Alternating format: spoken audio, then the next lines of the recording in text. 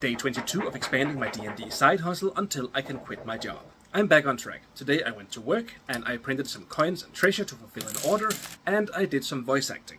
Then I also went live on TikTok where I worked on the initiative tracker. And in that regard I want to show you the problems that we are currently dealing with in the design. You see, the problem here is that Dungeon Master screens comes in all different shapes and sizes.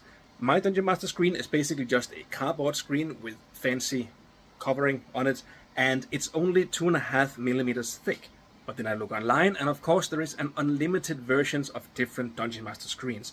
So I had originally planned something like just basic 2 bendy legs that could go down on either side of the Dungeon Master screen, and that might fit well with one of these thin ones here. And I'm sure plenty of people have these, but I know that if I make a design where it only fits with this type here, then people are inevitably going to ask me, can you make something where it will fit mine? And I'd rather just get ahead of that and see if I can make something that would fit most types right away.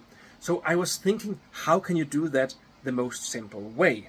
On the live stream, I tried to create some kind of vise where you would use a bolt and a nut to kind of screw it together and clamp it shut. But I realized during the stream that that was way too overcomplicated. And I knew there would have to be something more efficient. So I looked at tablet and phone mounts because there is some nice engineering in some of these. And those could work, but I would rather not have springs involved in my designs for 2 reasons. One, so far I found it difficult to find a reliable source of springs in just precisely the size that you need. And 2, if I 3D print some kind of spring, that could break or wear out or lose its strength rather quickly. I haven't made springs with 3D printing before, so I have no experience with that whatsoever.